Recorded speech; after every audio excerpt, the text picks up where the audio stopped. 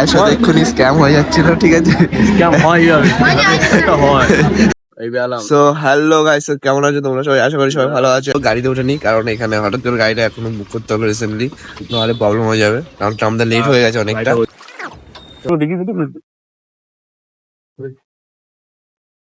চলো যাওয়া যাক, আমাদের গাড়িতে মাল লোড হচ্ছে। অ্যান্ড কোথায় যাচ্ছি সেটাও বলবো আমরা গাড়িতে। তো এইটার জন্য আমরা অনেকদিন ধরে ওয়েট করেছিলাম, তো চলো।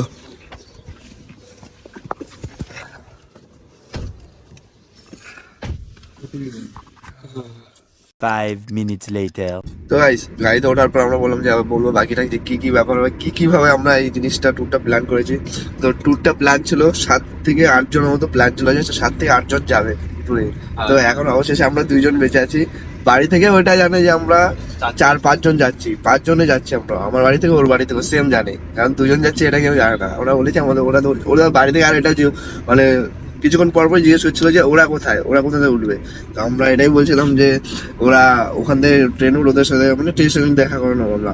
ওখান থেকে স্টেশন থেকে ওরা চলে, এখন থেকে একবারে দেখা করে নেবো, ওরা ওদিক দিয়ে যাচ্ছে। তো ওই বলে আমরা বেরিয়েছি। আমরা এখন ওরা মানে ফ্যামিলি থেকে এটা জানে না যে আমরা 2 জন যাচ্ছি। আর 2 জন যে এত দূরে যাচ্ছি, আমার লাইফে ফার্স্ট টাইম যে এত দূরে যাচ্ছি। ওর লাইফও ফার্স্ট টাইম, আমার লাইফও ফার্স্ট টাইম যে এতটা দূরে যাচ্ছি। আর আমি গেছি অনেকটা দূরে, কিন্তু ওটা হঠাৎ করে যাবো, মানে ওই জিনিসটা আমরা এভাবে প্ল্যান করে যাইনি। গোয়া গেছিলাম, বাট ওটা আমার প্ল্যান করা ছিল না। তো আমরা গেছিলাম কাজের জন্য গেছিলাম, মানে এসে ব্যাঙ্গালোরে গেছিলাম। ব্যাঙ্গালোর থেকে আমার ওটা হঠাৎ করে প্ল্যান হলো যে গোয়া যাওয়ার।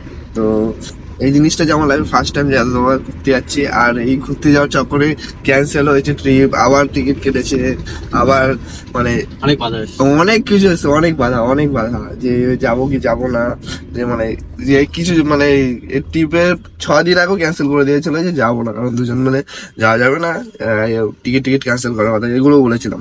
আর যখন ঘুরে ফেলেছি তো যাই ঘুরেই আসি জিনিসটা। তো আমরা যাচ্ছি এখন।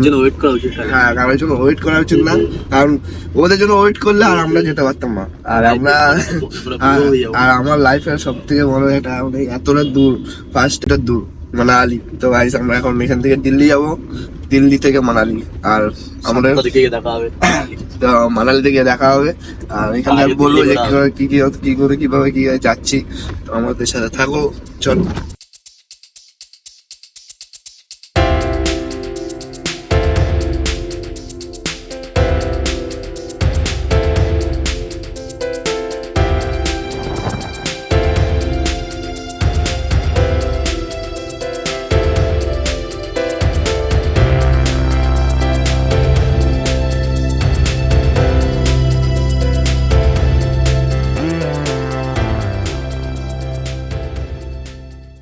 আমরা চলে এসেছি আমাদের জায়গায়, এখন হাওড়া স্টেশনে। তো হাওড়া স্টেশন থেকে টাকাটা পেমেন্ট হবে, পেমেন্ট করে চলো যাওয়া যাবে।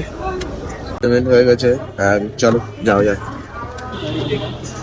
দেখি দে পেমেন্টটা দেখি দে। তো চলো।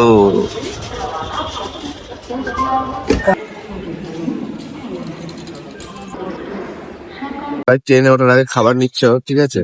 দেখতে পাচ্ছ খাবার টাবার সব প্যাক হচ্ছে, খাবার টাবার যাচ্ছে।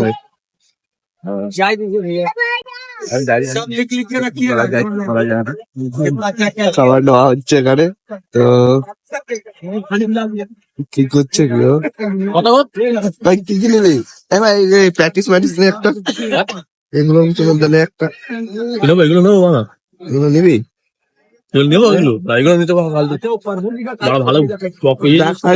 Dark fantasy.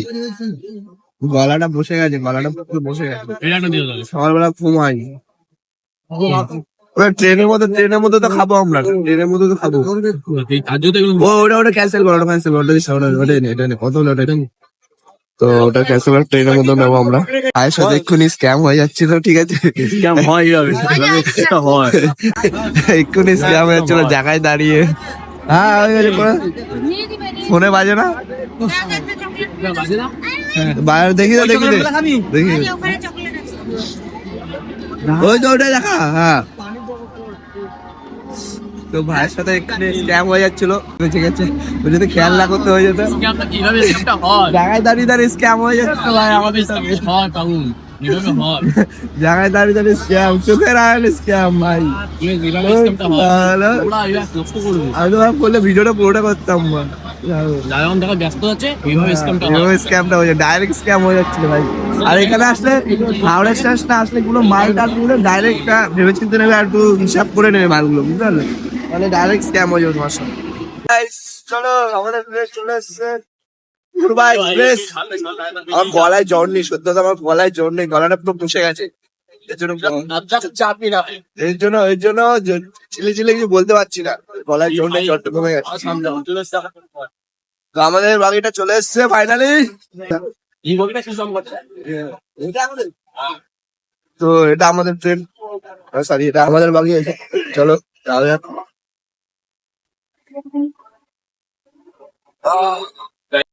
ও ভাই পুরো এসি এসি ভিতরে এটা দেখা যাচ্ছে। ছোট হয়ে গেছে আমাদের জায়গাটা, ছোট হয়ে গেছে সত্যি। তুই শুনবি কোথায়? এটা আমাদের, ও আমি সেটা বুঝতে পারি না যে এটাই শুধু আমাদের। তো এটা আমাদের কি মুখ দেখার জন্য, আমাদের মুখ দেখার জন্য যে আসবে তো ঢোকার গেট এই যে ফটো তুলে নেবো। আর আমাদের হলো সিট ওই যে, ঠিক আছে, উপরে আর নিচে পুরো গেটের সামনেই পড়েছে আমাদের। ফটো তুলে নেবো, ফটো তোলা হয়েছে। আমাদের ট্রেন ছেড়ে দিয়েছে, ঠিক আছে, তো দেখতেই পাচ্ছ ভিউটা।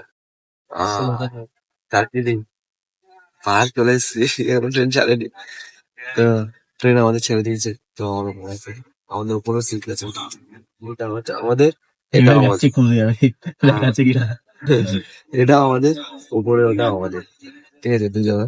আর দেখতে পাচ্ছি ট্রেনটা ছেড়ে দিয়েছে, শিফট করছি, যাচ্ছি দিল্লি, তো রওনা দিয়েছি। তো চলো আস্তে আস্তে অনেক কথা বলবো।